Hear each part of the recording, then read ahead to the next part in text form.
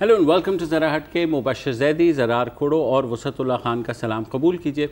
Petrol और diesel की जो कीमतें हैं वो बढ़ गई हैं। ये नोटिफिकेशन जो है सैटरडे नाइट को 12 बजे इशू किया गया और जो पेट्रोल की कीमत है वो तकरीबन 10 रुपये में 10 पैसे कम पे मिल रही है, जो उसकी प्राइस ज़्यादा हुई है। और जो डीज़ल की प्राइस है 4 रुपये 90 पैसे में इजाफा हुआ, यानी 5 रुपये ही, वो 122 पे अब मिल रहा है, जबकि पेट्रोल जो है वो 108 रुपये 90 पैसे पे मिल रहा है। अब हुकूमत की जानिब से पहली बार ऐसा हुआ है कि कोई प्रेस कॉन्फ्रेंस करके ये तावील नहीं दी गई कि हमने पेट्रोल क्यों बढ़ाया। इक्का दुक्का आवाज़ें आई कि आलमी मार्केट में पेट्रोल की प्राइस बढ़ी है। हमने वहाँ पे जाके चेक किया तो कोई ऐसा फ़र्क नहीं पड़ा, क्योंकि गुज़िश्ता माह ही 6 रुपये जो है पेट्रोल पे इजाफ़ा हो चुका था। अच्छा, कैबिनेट का एक इजलास हुआ था पिछले हफ्ते, जिसमें ऑर्डर पास किया गया कि 1 तारीख से लेके 5 तारीख तक जो है ये कीमतें वैसी ही रहेंगी और वज़ीर आज़म फ़ैसला करेंगे कि जनाब इसको बढ़ाना है या नहीं। फिर 4 की आधी रात को 4 तारीख को ये नोटिफिकेशन कैसे आ गया। 3 तारीख को चेयरमैन FPR फारिग हो गए और वो कोशिश हुई हफीज़ शेख साहब की जानिब से कि वो FPR चेयरमैन को मजबूर करें कि नोटिफिकेशन इशू करें, मगर उन्होंने कहा कि जनाब नहीं, ये तो कैबिनेट का फ़ैसला है, मैं कैसे कर दूं। उन्होंने कहा आपको करना पड़ेगा। उन्होंने कहा मैं नहीं कर सकता। उन्होंने कहा तो फिर हम कोई नया चेयरमैन ढूंढ लेते हैं, उसके भी बारे में बात करेंगे, क्योंकि नए चेयरमैन की भी तैनाती हो चुकी है। उस रात जो कुछ हुआ तो जाहिर है जब पेट्रोल की कीमतें इतनी नहीं बढ़ी तो कीमत कैसे बढ़ गई। अब उसमें ज़ाहिर है ये था कि टैक्सेस जो है उन्होंने बढ़ा शुरू की, और ये बात मैंने लिख थी सोशल मीडिया के ऊपर कि अनप्रेसिडेंटेड जो है। उसके बाद अभी तक जो है वो मेरे पीछे पड़े हुए हैं कि तू लिफाफे लेके मेरे खिलाफ जो है ना। हाँ, सही बात है यार। और पहला लिफाफा जो तुम्हारे साथ शेयर नहीं किया मैंने, मतलब ऐसी बात का तो दुख है मुझे यार। बिल्कुल। तो मैंने कहा कि आपको मुझ पे तो जाहिर है यकीन है नहीं, तो हम अपने एक कॉलीग को हमने दावत दी है, सोहेल इकबाल भट्टी। 92 में आप एंकर भी हैं और मेरे ख्याल में इस्लामाबाद के one of the finest reporters भी हैं, जो पेट्रोलियम सेक्टर और फाइनेंस सेक्टर पे बात करते हैं, लेकिन डॉक्यूमेंट्स के साथ, हवा में बात नहीं करते। तो मैंने कहा उन्हीं से पूछ लूँ। अस्सलाम वालेकुम सोहेल। वालेकुम अस्सलाम। सोहेल, क्या हुआ और ये कैसे कीमतें बढ़ी, और जो टैक्सेशन है जिसके बारे में आपका भी यही कहना है कि लेवी जो है वो आज तक इतनी नहीं बढ़ाई गई जितनी इस हुकूमत ने बढ़ा दी। तो थोड़ा सा अगर आप ओवरऑल बताएं कि हुआ क्या, क्या प्लान था। सर, ये मामला ये है कि पूरी कौम परेशानी से दो चार है। इमरान खान साहब ने 5 साल तक जिस हद तक आवाम को उम्मीदें दिलाई थी, लोग एक रिलीफ एक्सपेक्ट कर रहे थे, लेकिन आप सुनकर हैरान होंगे कि असद उमर साहब जो अब नहीं रहे और इससे कब जब वो अपोजिशन में थे तो मुस्लिम लीग नून की हुकूमत को आड़े हाथों लिया करते थे कि आप जब आलमी मार्केट में कीमतें बहुत हद तक कम हो चुकी हैं, $30 फी बैरल तक पहुंची थी, आप ये रिलीफ आवाम को मुंतकिल नहीं कर पा रहे, चूँकि उस वक्त GST बढ़ा दिया जाता था। लेकिन अब जब उन्होंने कहा कि रिलीफ मुंतकिल होना चाहिए, अब इनकी अपनी गवर्नमेंट आई तो इन्होंने जनवरी 2019 से ये प्रैक्टिस शुरू की कि रेवेन्यू का जो FPR ने जमा करना था वो कर नहीं पा रहे थे, तो वही पुराना तरीक़ाकार आजमाया जाए कि किसी न किसी तरीके से खामोशी से आवाम को बताए बगैर आप पेट्रोलियम लेवी बढ़ा दें। देखिए, पेट्रोलियम मसनूआत की जो प्राइस की वर्किंग होती है उसके अंदर मुख्तलिफ टैक्सेस हैं, जिसके अंदर GST शामिल है, जिसके अंदर रेगुलेटरी ड्यूटी आयद है, जो किसी को नहीं बताया जाता, ना ही वो नोटिफिकेशन या किसी वर्किंग में होती, चूँकि वन टाइम इम्पोज की गई वो चली जा रही है 6 से 8 रुपये फ़ी लीटर। डीम ड्यूटी है, वो आम कंप्यूटेशन में कंप्यूट जब करते हैं इसकी प्राइसेस को, उसमें रिफ्लेक्ट नहीं होती। पेट्रोलियम लेवी का एक सेपरेट नोटिफिकेशन होता है, उसके अंदर पता चलता है कि क्या कीमत है। 2 इंपॉर्टेंट प्रोडक्ट हैं, पेट्रोल और हाई स्पीड डीजल, जिससे आम आदमी बराह रास्त मुतासिर होते हैं। जब से साबिक सदर परवेज़ मुशर्रफ के दौर में पेट्रोलियम लेवी इम्पोज की गई थी और मुस्लिम लीग नून के दौर हुकूमत तक यानी 2018 तक पेट्रोल पर पेट्रोलियम लेवी 10 रुपये फ़ी लीटर आयद रही है। कभी इसके अंदर इससे ज़्यादा इजाफा नहीं किया गया, कमी बेशी इसमें होती रही है 10 रुपये से नीचे। और हाई स्पीड डीजल के ऊपर 8 रुपये फ़ी लीटर पेट्रोलियम लेवी आयद रही है। लेकिन इन्होंने जब असद उमर साहब ने बजट मंजूर करवाया पार्लियामेंट से, एक प्रोविजन रख ली गई कि हम 30 रुपये फ़ी लीटर तक जा सकते हैं अगर कभी कीमतें कम हुई। लेकिन ये इस सिनेरियो के अंदर कीमतें कम तो बिल्कुल नहीं हुई, आलमी मार्केट के अंदर भी खाम तेल ग्रेजुअली बढ़ रहा था। तो इन्होंने, आप सुनकर हैरान होंगे कि हाई स्पीड डीजल के ऊपर मार्च के महीने में 22 रुपए फी लीटर पेट्रोलियम लेवी चार्ज की। चलें वो महीना तो गुजर गया, अब लेटेस्ट हम बात कर लेते हैं। इस वक्त पेट्रोल पर पेट्रोलियम लेवी जो माजी की हुकूमतों के दौर में 10 रुपए फी लीटर से ज़्यादा कभी नहीं ज़्यादा आयद की गई, आज के दिन पेट्रोल पर 14 रुपए 15 पैसे फी लीटर पेट्रोलियम लेवी आयद है। एक चीज़ जो हुकूमत कहती है कि अभी भी हम 5 अरब रुपए सब्सिडी दे रहे हैं, तो मैं समझना चाह रहा हूं कि अगर ये इतना टैक्स भी लगा रहे हैं और मार्केट के मुताबिक उससे ज़्यादा का पेट्रोल भी वो कर रहे हैं, तो 5 अरब की सब्सिडी कहाँ दे रहे हैं?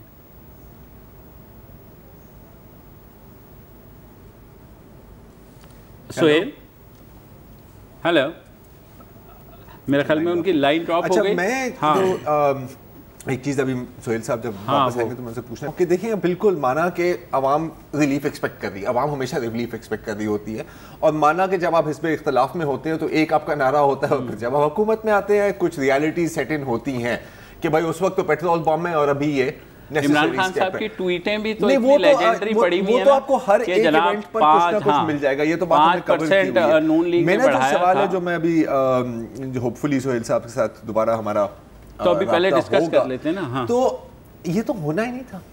मतलब अगर आप रियलिटीज देखें जो हो रही है, हाँ आपका खसारा है यार, एफबीआर के कलेक्शन टारगेट मिल नहीं रहे आपको, तो हमेशा जो सबसे आसान तरीका वही होता है कि आवाम की जेब पे हाथ मारना। नहीं, वो तो हमेशा आवाम की जेब पे ही हाथ मारना। और किसकी जेब में हाथ मारना होता है यार? IMF से आपको कोई वो फ्री के तो नहीं मिलते ना यार, तो यहाँ से तो इनडायरेक्ट टैक्सेशन से ही बनना होता है। जी सोहेल साहब, सोहेल ये जो आप कह रहे थे कि अवाम रिलीफ एक्सपेक्ट कर रही है, बिल्कुल अवाम हमेशा एक्सपेक्ट करती है रिलीफ, जो शायद कभी कभी मिलती नहीं है, लेकिन इसके साथ साथ खजाना भी तो भरना है ना बॉस। मतलब कि जो रियलिटी है आपकी, आपका खसारा है, रेवेन्यू कलेक्शन में शॉर्टफॉल है, तो इन्हीं तरीकों से ही तो भरा जाएगा ना, या कोई और तरीके हैं हमारे पास? सर आप बिल्कुल ठीक कह रहे हैं, लेकिन अवाम फिर पहले ये सवाल करते हैं कि आप इतने सालों से एफर्ट कर रहे थे, आपको पता था कि आप गवर्नमेंट में आ रहे हैं, आपने चेयरमैन FBR उस शख्सियत को लगाया, DMG ग्रुप से वाबस्ता थे, रेलिवेंट एक्सपीरियंस नहीं था, FBR के अंदर रिजेंटमेंट थी, और आपने तकरीबन 7 माह तक इंतज़ार किया।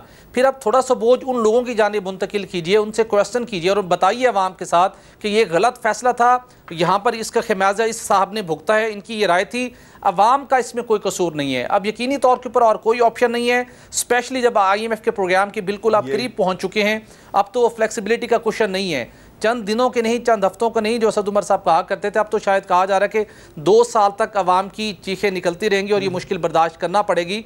लेकिन हाउसिंग मतलब कुछ अरेंजमेंट ऐसे किए जा सकते थे कि आप एबनॉर्मल हायर साइड पे ना जाएं अपनी रिकवरी करने के लिए, कि अगर आप 7-8 माह में एक आपकी नाकामी थी तो अब अचानक आप आम आदमी से पूरी करनी शुरू कर दें। आप इस महीने के अंदर कुछ उसको थोड़ा सा हाथ हौला रख लेते, अगले महीने से कदरे आप रिकवरी शुरू कर लेते। मतलब अगर आप विन विन सिचुएशन में रहें कि थोड़ा सा अवाम को फील हो कि गवर्नमेंट भी कुछ ना कुछ शेयर कर रही है। अब जो ये वर्किंग है कि हाई स्पीड डीजल को सस्ता होना चाहिए तालबी मार्केट के मुताबिक, आपने महंगा कर दिया है, तो फिर ये बोझ तो ना हुआ ना कि आप आधा हुकूमत शेयर कर रही है, आधा अवाम शेयर कर रही है, तो बराह रास्त आप जबरी वसूलियां कर रहे हैं आप। तो मतलब ये अब ये वो स्टेज है जो आप चाहते हैं कि यार करना तो था, लेकिन 1 महीने वेट कर लेते ऐसा ही मतलब। लेकिन अब जब IMF की टीम आकर के बैठी हुई है तो जाहिर है आपने एफिशिएंसी भी तो दिखानी है कि जनाब ये देखें ना, अभी आपका भाई सब कुछ कर देगा। 5 अरब रुपए की कह रही हैं जो इंफॉर्मेशन एडवाइज़र हैं फिरदौस आशिक अवान के, हम जी सब्सिडी भी दे रहे हैं लोगों को, तो वो सब्सिडी कहाँ से दे रहे हैं और कब तक दे सकते हैं? सर ये कोई सब्सिडी नहीं है, इसको ये टेक्निकल मामला है, इसको समझने की ज़रूरत है। इन्होंने बजट के अंदर पेट्रोलियम लेवी की जो हायर साइड थी वो 30 रुपये फी लीटर मुकर्रर की हुई है। अगर आप 5 रुपये सब्सिडी की बात कर रहे हैं, मतलब आप ख़जाने से कुछ नहीं दे रहे, आप लेस रिकवरी कर रहे हैं, फिर वो 5 अरब नहीं होनी चाहिए। आप हायर साइड अज्यूम कर रहे हैं, आप अज्यूम कर लें कि पेट्रोल के ऊपर पेट्रोलियम लेवी 50 रुपये फी लीटर है, हम चूंकि 14 रुपये चार्ज कर रहे हैं, ऊपर का जो डिफरेंस है हम चार्ज नहीं कर रहे, वो सारा लॉस है, फिर तो आप 20 से 25 अरब महीने का लॉस कर रहे हैं। तो ये एक रियलिस्टिक बात नहीं है। अच्छा, मतलब रियलिस्टिक बात नहीं है ये एक। सोहेल, तहरीक इंसाफ वाले खासे इस पे वो हुए में हैं, और वो बार बार मैं इसीलिए आपसे पूछ रहा हूँ कि ये जो हाई स्पीड डीजल पे लेवी बढ़ाई गई है, इससे पहले किसी हुकूमत ने 18 साल में आपके ख्याल में नहीं बढ़ाई, तो उसको ज़रा री इन्फोर्स कर दें कि क्या ये ऐसा ही है? जी एग्जैक्टली, मैंने तो आज सुबह भी चैलेंज किया था, कोई भी हुकूमती शख्सियत आके उससे बात कर सकती है डॉक्यूमेंट्स के साथ। जब से पेट्रोलियम लेवी पाकिस्तान में पेट्रोलियम मसनूआत के सार्फिन पर आयद की गई, जो पेट्रोल और हाई स्पीड डीजल के ऊपर उसके जो रेट हैं, जो पाकिस्तान तहरीक इंसाफ की हुकूमत ने आयद किए हैं, माजी की किसी हुकूमत ने ये रेट आयद नहीं किए। वो आप परवेज़ मुशर्रफ साहब की दौर की हुकूमत की बात कर लें, पाकिस्तान पीपल्स पार्टी के दौरे हुकूमत की बात कर लें, या मुस्लिम लीग नून के दौरे हुकूमत की बात कर लें। जैसे कि मैंने पहले बताया, जब से पेट्रोलियम लेवी आयद हुई, पेट्रोल के ऊपर मैक्सिमम उसकी जो शरह थी वो 10 रुपये फ़ी लीटर रही है, और हाई स्पीड डीजल के ऊपर 8 रुपये फ़ी लीटर रही है। इन दोनों प्रोडक्ट के ऊपर जो मेजर जो मार्केट के अंदर कंजम्पशन है, जो आवाम के इसको ख़रीदते हैं, इससे ज़्यादा ये रेट कभी चार्ज नहीं किए गए। माजी में एक कोशिश की गई थी वर्किंग के अंदर, तो बताया गया था कि ये एकदम गलत है, आप चार्ज नहीं कर सकते। तो अब चूंकि बजट के अंदर आपने एक बजटरी प्रोविजन रख ली है हायर साइड के ऊपर, लेकिन प्रैक्टिस की अगर हम बात करें तो माजी के अंदर ये रेट कभी चार्ज आवाम से नहीं किए गए। बहुत शुक्रिया, लेकिन वक्फा लेते हैं, एक वक्फा लेते हैं और जो अभी नई जो इकोनॉमिक अपॉइंटमेंट उस पर भी बात करेंगे सुहेल। और जाहिर सी बात है, क्योंकि माजी की हुकूमतें करप्ट थी ना, तो ये हुकूमत पाक साफ है, तो इसमें जो ब्रेक ही ले लो ना, ये कहना जरूरी, ब्रेक ले लो यार। मैं नहीं देखिए, मैं तो उनकी साइड ले रहा हूँ। ब्रेक ले लें, ब्रेक ले।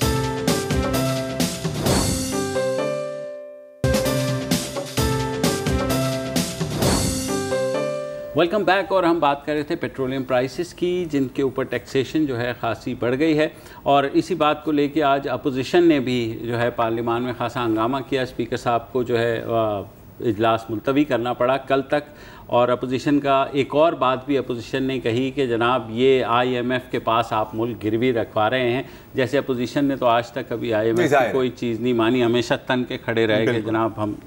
तो 2 तब्दीलियाँ हुई हैं। स्टेट बैंक के गवर्नर तारिक बाजवा साहब वो भी गए ओवर द वीकेंड, और उसकी कहानी ये थी कि शायद उन पे ये कहा गया कि उन्होंने जो है कुछ चीज़ें लीक की साबिक फाइनेंस मिनिस्टर इसाक डार को, जो कि लंदन में थे। उनकी जगह भारत जो है इस वक्त बाक़िर रज़ा साहब आए और उनको अपॉइंट किया गया है। बाक़िर रज़ा जो हैं IMF के मिशन इंचार्ज थे इजिप्ट में, मिस्र में, यहाँ आने से पहले, और उससे पहले वो बल्गारिया और रोमानिया में भी रहे हैं। उसके बाद जो है यूरोपियन डिपार्टमेंट में भी रहे हैं। Chief of IMF's debt policy division भी रहे हैं वो 4 साल तक। तो ये पाकिस्तानी नजाद हैं, ज़ाहिर है MIT के पढ़े हुए हैं, मास्टर्स किया है, वहाँ से PhD भी उन्होंने किया है। इन्होंने अभी तक, आपको पता है, हाल ही में गुज़िश्ता चंद सालों में जो मेन क्राइसिस आए थे, साइप्रस, घाना, ग्रीस, जमैका, पोर्चुगल, यूक्रेन, इन सब जगह इन्होंने काम किया है और सक्सेसफुली काम किया है। तो सीवी तो अच्छी है, फिर तब्दीली बेहतर है। जो उनका रिकॉर्ड लग रहा है, रिकॉर्ड से मुराद उनका रिकॉर्ड पे अगर नज़र डालें तो रिकॉर्ड उनका ये है कि जब नवंबर में 2016 में ये गए मिस्र, तो उस वक्त भी खासी हुई कि IMF के साहब आ गए हैं, और अब ये तो, और जाहिर है उसके बाद इन्फ्लेशन भी बहुत हाई हो गई, अनएम्प्लॉयमेंट भी हाई हो गई, और जो ग्रोथ है वो भी नोज डाइव कर गई। तो सबने कहा ये तो IMF का एजेंडा ही होता है। बहरहाल 2 साल इन्होंने काम किया है वहाँ पर, और मतलब अब तीसरा साल था, और तीसरे साल जो है वो अब जो इंडिकेशंस आ रही हैं कि मिस्र की इकॉनमी उठ गई है, उसकी जो ग्रोथ रेट है वो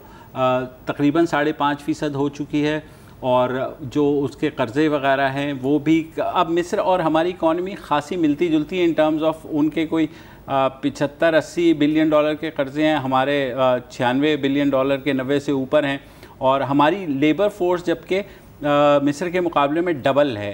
ठीक, तो 61.1 मिलियन हमारी लेबर फोर्स है, उनकी 30 मिलियन है। तो वहाँ पर भी इन्होंने काम किया। अब यहाँ आकर के देखिए क्या करते हैं ये।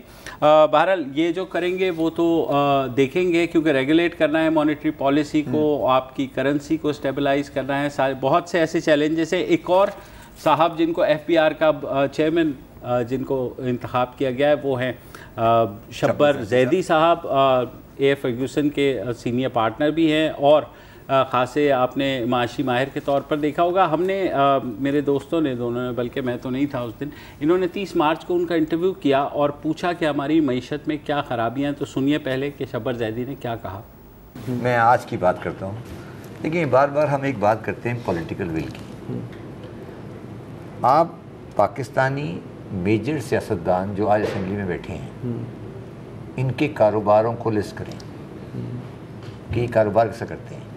ये कारोबार करते हैं चीनी का, रियल इस्टेट का, पोल्ट्री का, CNG का, सरिये का, CNG का, और एक दो चीज़ें और भी, कमोडिटी का।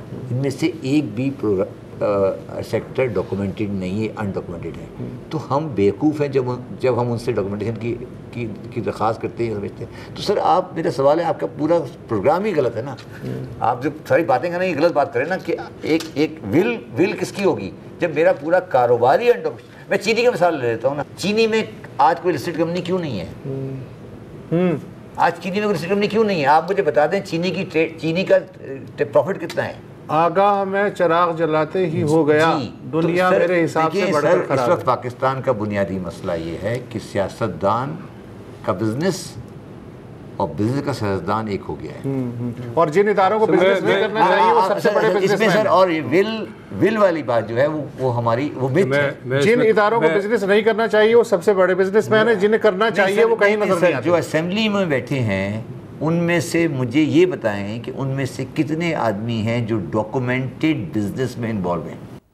जी, शहबाज जैदी को सुना। सोहेल, ये जो नई टीम आई है, अब FBI चेयरमैन भी आ गए हैं, इनके सामने एक रेवेन्यू का बड़ा टारगेट है। इस दफ़ा रिकॉर्ड शॉर्टफॉल भी है। स्टेट बैंक के गवर्नर भी आ गए। आपको क्या लगता है, इस टीम में कुछ लग रहा है आपको तब्दीली? देखिए, ये टीम मजबूत तरीके के साथ फैसले करने की पोजीशन में तो होगी, लेकिन जिस तरीके से रज़ा बाक़िर साहब का बहुत ज़बरदस्त उनका ट्रैक रिकॉर्ड बताया गया। लेकिन एक बात ये जहन में रखिएगा कि 18 साल वाबस्तगी की हो चुकी है उनके IMF के साथ, लेकिन पाकिस्तान के अंदर रज़ा बाक़िर साहब को जो टास्क मिला है ये गुज़श्ता सालों से सबसे मुश्किल उनका टास्क होगा। मिस्र की सूरत हाल मुख्तलिफ थी, इकॉनमी का साइज़ कम था, चैलेंज के जो थे वो डिफरेंट थे। यहाँ पर असल उनका टेस्ट होगा ये उनकी कितनी बड़ी कामयाबी होती है। दूसरा, इस वक्त जो मामला है चेयरमैन FBR का, 72 घंटे तक तो अहमद मुजतबा मेमन साहब का नाम रहा। अगेन वो PTI की एक ट्रैक रिकॉर्ड रहा है कि वो फैसला पहले करते हैं, सोचते बाद में हैं, नाम वापस लेना पड़ा। लेकिन शब्बर जैदी साहब बहुत शानदार आदमी हैं और टैक्स चोरी और टैक्स बचाने का कोई गुर हो जो पाकिस्तानी अंदरूनी मुल्क या बैरून मुल्क आजमाते हों और उससे शब्बर जैदी साहब को पता ना हो, बहुत अच्छा काम कर सकते हैं। लेकिन शब्बर जैदी साहब के लिए अच्छी खबर ये नहीं है। ग्रेड 22 के तकरीबन 12 के लगभग FBR के अफसरान मौजूद हैं, सीनियर थे। उनके अंदर इस कदर रिजेंटमेंट पाई जाती है कि शायद कल आपके सामने भी आ जाए। 7 से 8 ऑफिसर से मेरी बात हुई, वो रिटर्न अपोज करेंगे, वो हाई कोर्ट में चैलेंज करेंगे। 2012 में आपको याद होगा अली अरशद हकीम को पाकिस्तान पीपल्स पार्टी की गवर्नमेंट ने अपॉइंट किया था इसी पैटर्न के ऊपर। अपॉइंटमेंट को चैलेंज किया गया, null and void declare appointment हुई और कोर्ट ने कहा कि आप एक एडवर्टीजमेंट के थ्रू एक प्रोसेस के तहत जाएं। तो लेकिन वो लीगल कोर्स ऑफ एक्शन में भी जाएंगे, अपोज भी करेंगे। तो शब्बर जैदी साहब का FBR की इस हायरार्की के अंदर जहाँ पे अफसरान की बहुत ज़्यादा तहफ़्फ़ुज़ात सामने आ चुके हैं, कुछ चंद ही घंटों में नोटिफिकेशन जारी होने के बाद इनके लिए काफ़ी मुश्किलात होंगी। लेकिन देखना होगा कि सबको कैसे वो कन्विंस करते हैं और इस सिचुएशन में कैसे सर्वाइव करते हैं। ठीक है, बहुत शुक्रिया हेल भाई। और जैसे कहा जाता है कि शब्बर जैदी के बारे में तो अभी आने वाला वक्त ही बताएगा, आने वाला कोर्ट ही बताएगा, कह दें, क्योंकि कोर्ट में चैलेंज। और इसी बात पर एक वक्फा ले लेते हैं।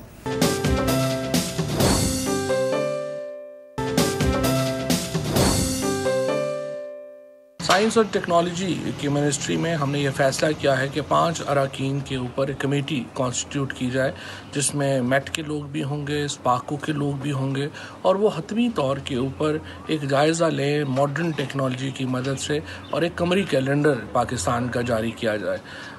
पाकिस्तान में हर दफ़ा हमने देखा है ईद पर, रमज़ान पर, मुहर्रम पर एक कंट्रोवर्सी आती है चांद को लेकर। तो जब जदीद ज़राए मौजूद हैं और हम एक ख़त्मी तारीख़ का तयन कर सकते हैं तो सवाल ये है कि फिर हम ये साइंस की जो जदीद टेक्नोलॉजी है उसको इस्तेमाल क्यों ना करें। रोयत हलाल ख़ुद भी मैंने देखा है कि वो तो दूरबीनों से देख रहे होते हैं, तो जब दूरबीन से ही देखना है जो एक पुरानी टेक्नोलॉजी है तो फिर मॉडर्न टेक्नोलॉजीज़ के इस्तेमाल में क्या हर्ज है। हम ये कैलेंडर बना के काबीना के रूबरू रखेंगे, काबीना की मर्ज़ी है वो इसको पाकिस्तान के लिए एक्सेप्ट करे या रिजेक्ट करे। बहरहाल हमारा यहाँ पे यही ख्याल है कि अपना हमारा पाकिस्तान का एक कमरी कैलेंडर होना चाहिए जो जदीद साइंसी असूलों के ऊपर और जदीद साइंसी टेक्नोलॉजी के बुनियाद के ऊपर बनाया जाए और ये अमल जो है वो इंशाअल्लाह इस हफ्ते से शुरू कर दिया जाएगा। फवाद चौधरी साहब, लगता है वजारत इत्तलात का जो हैंग ओवर है वो साइंस और टेक्नोलॉजी की वजारत में भी साथ साथ चल रहा है। सही बात तो सही कर रहे हैं यार। मुझे नहीं पता यार बात सही कर रहे हैं या नहीं गलत कर, लेकिन दो इन्होंने गलत की हैं। एक तो ये कि जो 5 रुकनी कमेटी बनाई है इन्होंने कैलेंडर तैयार करने के लिए, उसमें मुफ्ती मुनीब रहमान को भी शामिल कर लेते। क्यों?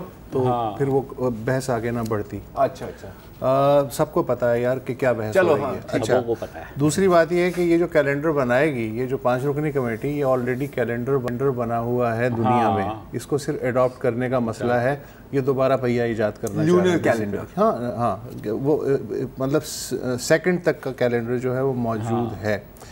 अच्छा, मुझे नहीं पता फवाद चौधरी जो हैं ये कह रहे हैं कुछ बातें इनकी माकूल हैं, कुछ ज़ाहिर है कि पता नहीं है या नहीं है। इसी तरह मुफ्ती मुनीबुर रहमान साहब जो हैं वो ये कह रहे हैं कि जी ये मजहबी मामला है।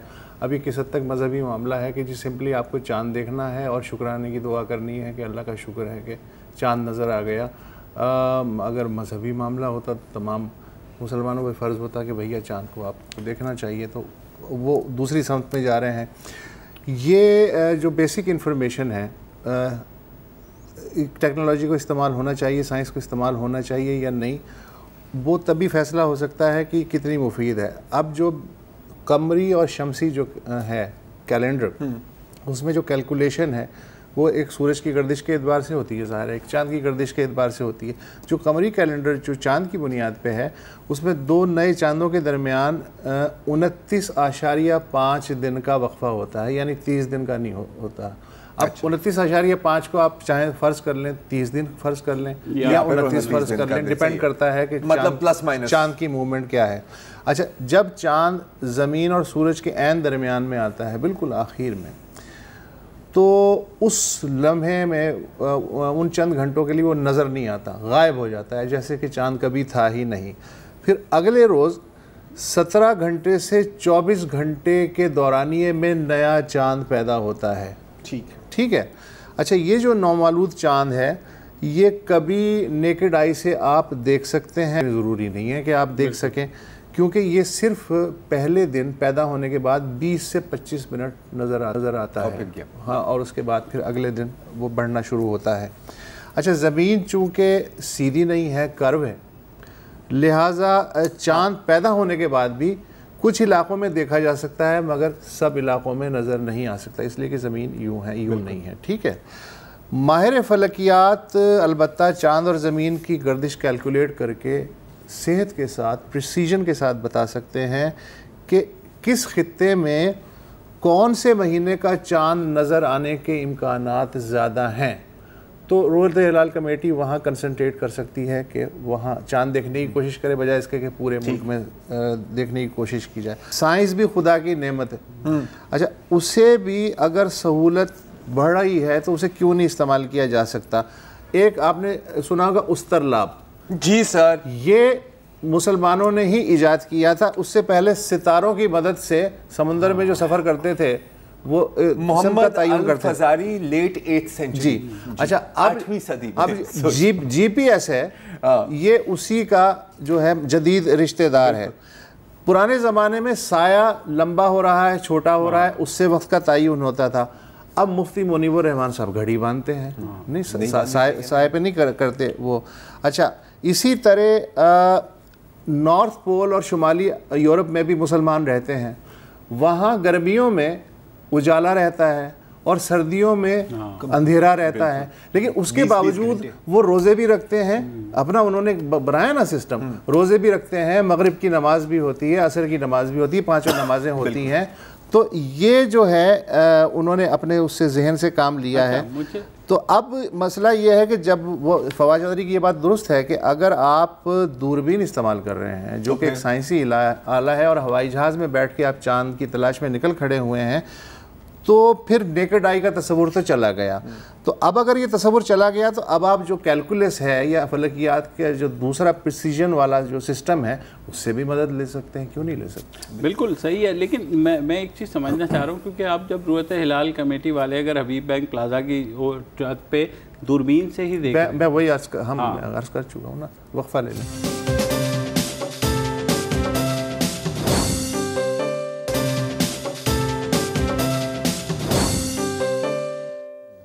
वेलकम बैक जी। और साइंस और स्पेस की बात कर रहे हैं तो इसको ही आगे बढ़ाते हैं। फवाद चौधरी भाई जिनके अभी आप सुनी, उन्होंने एक और बात की थी एक निजी चैनल के निजी टॉक शो में, जिसमें वो हबल स्पेस टेलीस्कोप का जिक्र कर रहे थे। और शायद जोश खिताबत में उन्होंने ये भी कह दिया या मतलब बहुत ज़्यादा मुहिब्बुल वतनी छा गई थी उस वक्त, और कहा कि पाकिस्तान की जो स्पेस एजेंसी है सुपार्क को उन्होंने भी मदद की थी हबल टेलीस्कोप को लॉन्च करने में। अच्छा, जाहिर है हमारे पास पोपल टेलीस्कोप वो एक अलग बात है, लेकिन जाहिर है कि ऐसा नहीं है। हबल टेलीस्कोप 1990 में लॉन्च हुआ था, अर्थ के एटमॉस्फेयर से बाहर है, तो वो बहुत क्लियर तस्वीरें लेता है क्योंकि जाहिर है कोई आलूदगी नहीं है, राइट।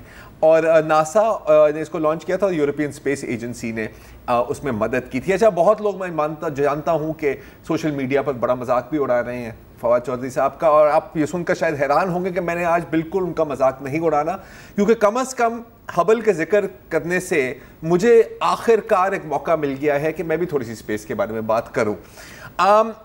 हबल टेलीस्कोप की बहुत खूबसूरत तस्वीरें हैं कायनात की, वो भी हम आपको थोड़ी देर में दिखाएंगे। लेकिन इससे पहले हाल में ही जो सबसे हिस्टोरिक तस्वीर ली गई है वो है ब्लैक होल की। एक ब्लैक होल की तस्वीर ली गई है, और ये ब्लैक होल एक गैलेक्सी है वर्गो ए के नाम से, M87 भी कहा जाता है, जो हमारे से 53 मिलियन लाइट ईयर्स दूर है। यानी कि उसकी रोशनी हमारे तक पहुंचने में 53 मिलियन ईयर्स लग जाएंगे, इतना साल। मतलब उस वक्त डायनासोर्स भी नहीं थे यहाँ पे, राइट।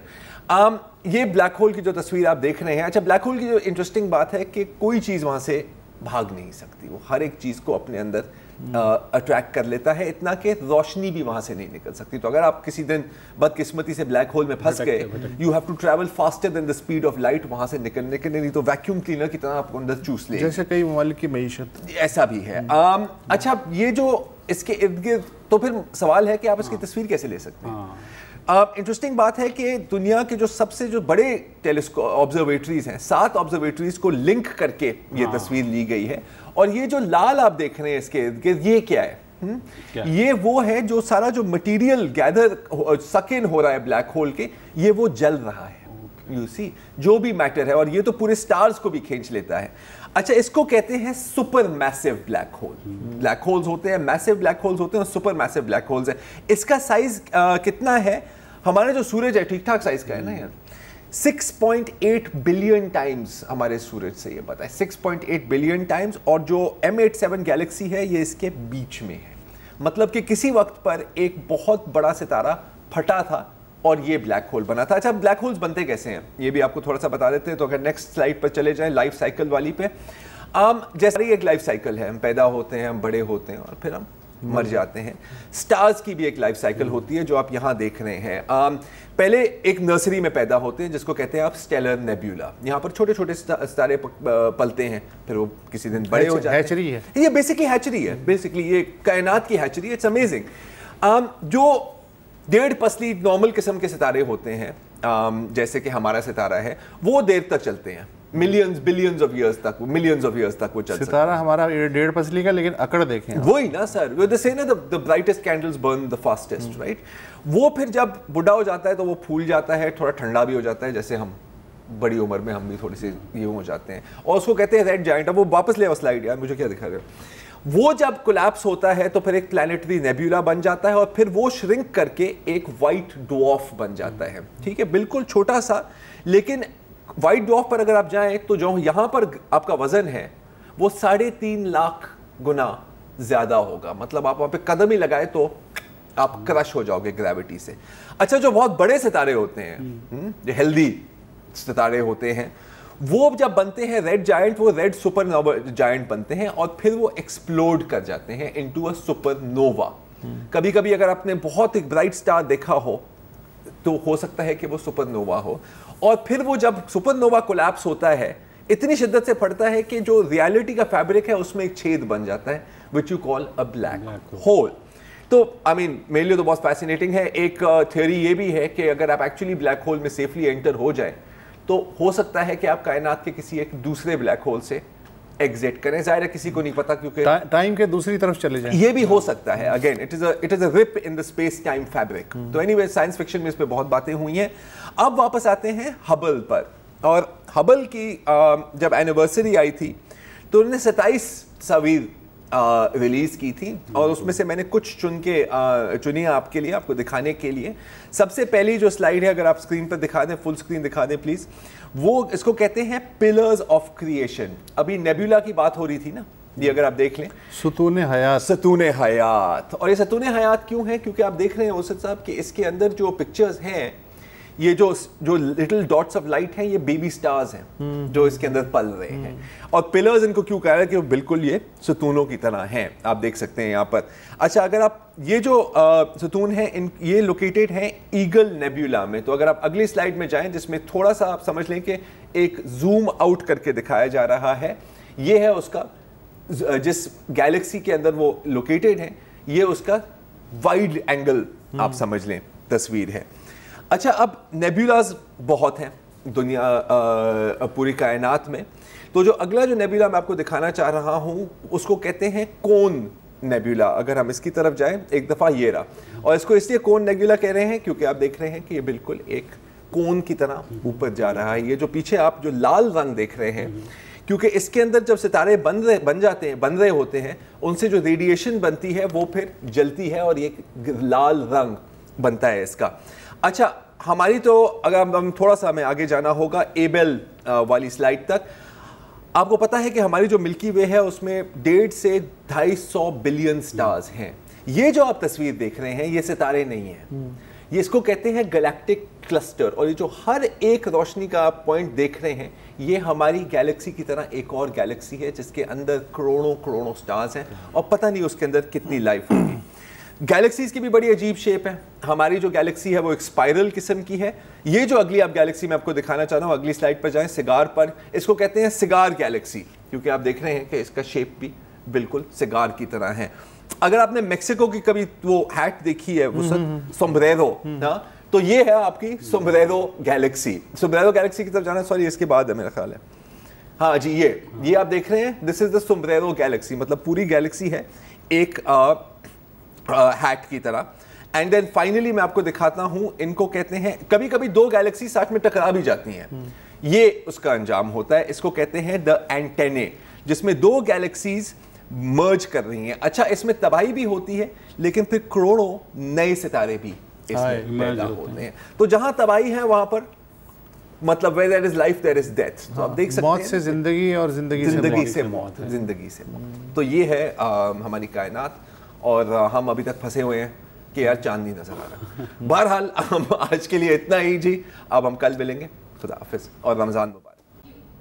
अस्सलाम वालेकुम। अगर आपको हमारे शो पसंद आया है तो प्लीज़ हमारे YouTube चैनल को सब्सक्राइब करें, और अगर मुनासिब समझे तो इस वीडियो को लाइक भी कर लें, तो कोई हर्ज नहीं है, और शेयर भी कर लें और कमेंट भी कर दें जी, वरना वो सब ऐसे ही लिखते रहेंगे। और ये जो दोनों कह रहे हैं ये कर लें जी प्लीज़, नहीं तो हमें भी घर जाना है, मैं आपके कंप्यूटर में नहीं रहना 24 घंटे। सही बात है।